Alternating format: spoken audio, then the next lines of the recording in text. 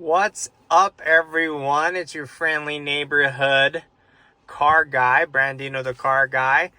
Hope everyone is doing great. I wanted to bring you another how-to video in an Audi today. I've been getting the question a lot on certain driver assistance features, so I just wanted to go into the driver assistance and kind of touch on a couple of things. Before I do that, I want to thank everybody for watching, tuning in. Same thing, essentially, liking and subscribing. Just hit 250 subscribers. Super grateful. I'm very happy that my videos are helpful to you there at home, wherever you may be. We're on the road for 500, so if you are liking these videos, if they're helpful and you want more, definitely hit that subscribe button. Hit that like button and comment any questions, concerns, or video suggestions as well. Feel free to also give me a follow, Brandino the Car Guy 1676 on Instagram, and my TikTok will also be linked below as well. But without further ado, let's just jump right into it. I'm going to switch hands real quick. So on the home screen, this is what we're going to see. Right now, I'm on the Seasons of Audi theme. All 25 Q5s are coming like with the Seasons of Audi theme. You can change it in the themes icon here and go boom. Once it loads, you can just switch it to the black background. And if you buy other themes on your phone through your My Audi app, you can change it in here as well. But so I don't get too far off topic, let's go jump into vehicle here. And under vehicle, I want to focus today on driver assistance, okay? So driver assistance is going to be everything in regards to forward collision braking, aka Audi Presense, blind spot assist, and much more. So let's jump into driver assistance here. So with driver assistance, this is going to bring you your menu here. You're going to have speed warning. Speed warning allows you to actually set a speed that your car will notify you that you've exceeded. Audis are very smooth. It's very easy to speed in these cars. Get lost in conversation, get lost in jamming out to your music. You look down, you're going 100 miles an hour. Holy crap. We don't want that. You can set this here to whatever number you want and it will alert you. You have traffic side speed warning, which basically when it's on will notify you when there's a new speed limit. If you hit the arrow, you can have it warn you based over a threshold. It'll also make a warning tone and also make a tone which you can turn on and off directly from here. There's certain Q4 models that when they were manufactured, I think between December and like February or something in there, where this cannot be turned off. They're working on a software update to get this fix on those Q4s if it's not already out, but just something to kind of be aware of, okay? And before I move on, this display here, this floating display is Q5, A5, A4, okay? You will get it in the Q4. It's fixed into the dash. It's a little bit different to get to this menu on the dual screen setup, but just for this video, this is just the floating tablet display, okay? So if I hit back, it will then, I can toggle that on and off. Traffic light information is actually only available, surprisingly, in Albuquerque, New Mexico, which is where I'm currently at right now. But it's the only city in the state of New Mexico that actually has traffic light information. And what this does basically uses your city's traffic control to tell you when a light's going to turn green, which is pretty cool. It'll show it in the display down in here with a cute little traffic light there. It's going to tell you when that light's going to turn green. If you're on a road with a lot of street lights, it will tell you what speed to maintain so you can hit all green lights. Kind of cool. Okay, then adaptive cruise. This is a big one I wanted to go over. So, of course, adaptive cruise located right down here. Your little toggle there, you got the distance and whatnot. I have a video on that if you want to check that out as well. You can store last distance. So let's say you're a big, so you go up to 1 to 4 bars. I'm a big, when I'm traveling, 1 bar guy.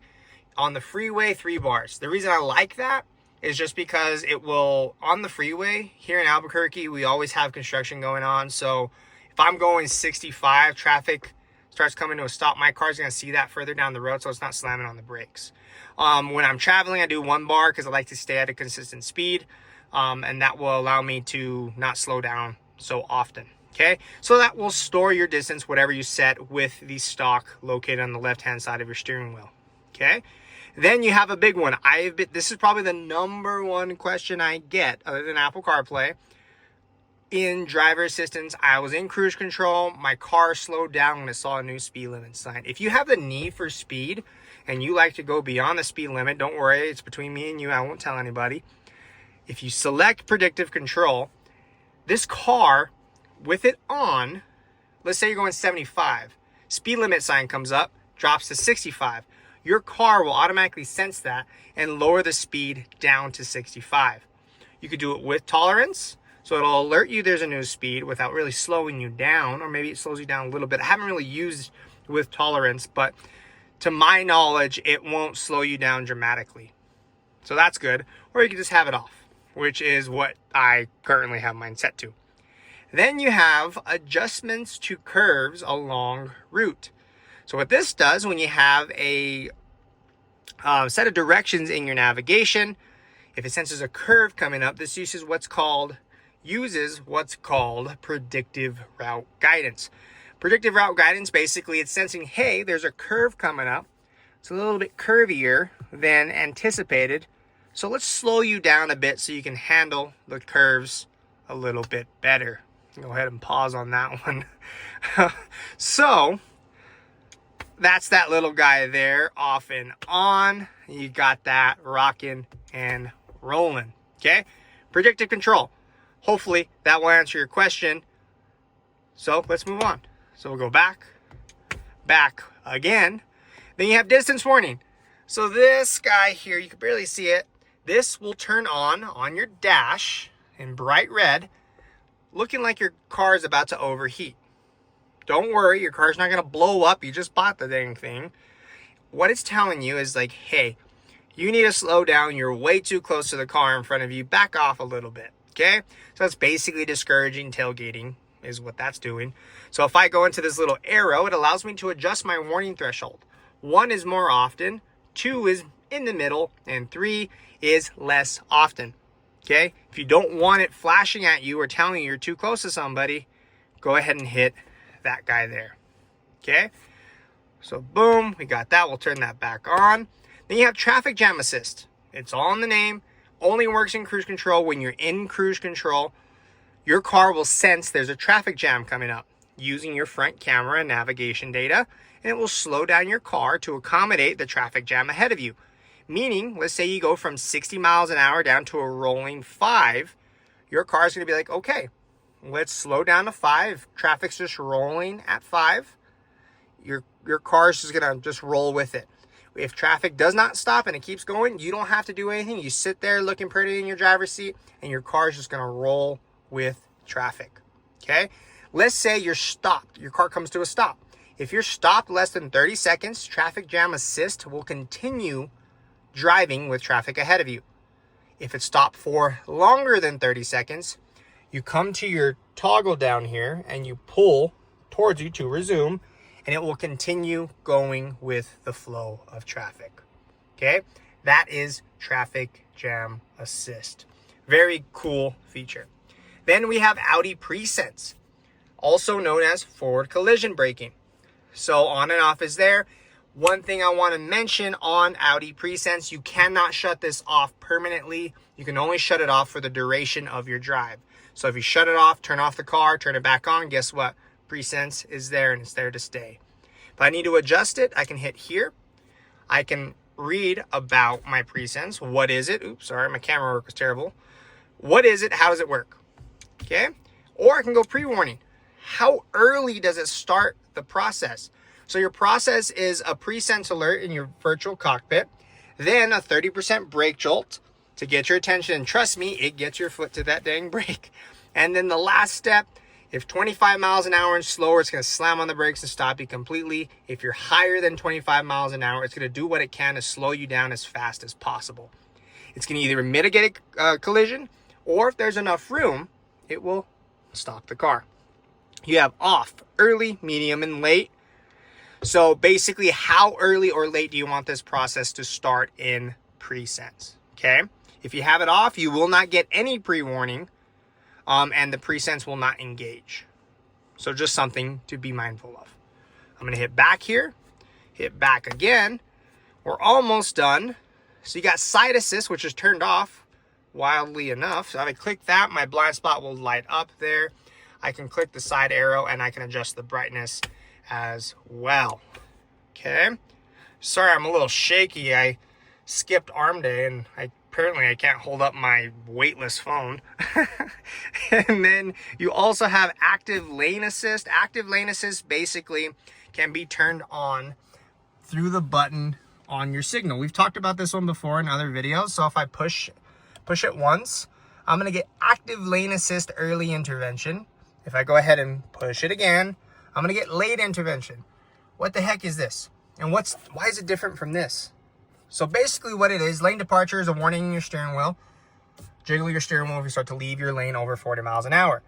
Active lane assist, if you set it to early, if you start gravitating over your lane, it's going to give you a little nudge back into your lane. If you set it to late, it gives you more time to adjust it yourself before it corrects you. So that's what that is. And you can also come in here and then hit active lane assist. You could do early, late, or vibration warning on and off. Okay. What's new in the 25 Q5s, which is basically the last model before the big update of the 2025 or 2026 Audi Q5. Hopefully we start seeing those being shipped out Q3, maybe Q4. Hopefully sooner, because I would want to get my hands and bring you a video on that. So stay tuned for that. If you want that, definitely like and smash that subscribe button. Driver alert. So if I turn driver alert on, I haven't been in a car long enough to really see how this works. I definitely want to bring you more information on this when I get some. But basically, let me see. Okay, I see what it is now. So the driver alert, so they actually added this on 24 models, driver state estimation. So if you're driving for a long period of time, it's basically going to vibrate your steering wheel to take a break. So that's all it is. If it's sensing it's having to correct you a lot within the steering wheel features and the cruise control, then it will start going up to high and then it'll vibrate your steering wheel. Hey, let's take it easy a little bit. Let's take a break. It's not going to like turn off the car, pull you over and make you take a nap or anything, but it's just going to be there to alert you. Hey, you've been driving quite a bit. Let's take a chill pill. Last thing on the list, and this is new for 2025 for sure. This is the one I haven't used a lot. If I hit distraction warning, it turns that bad boy on.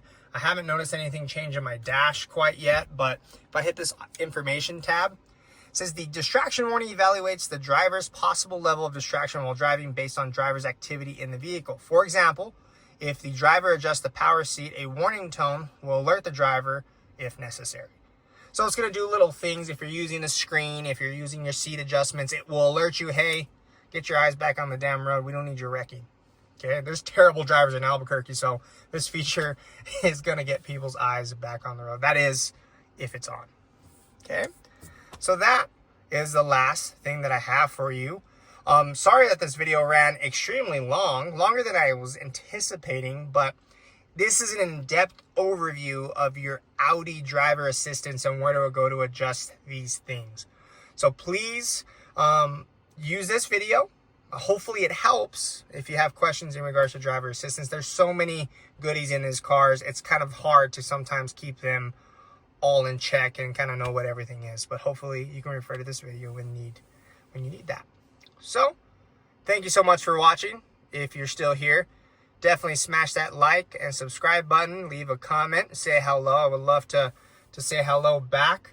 And stay tuned for more videos to come. Hopefully I can get you a Q6 walk around. We haven't got anything quite yet coming in Q6.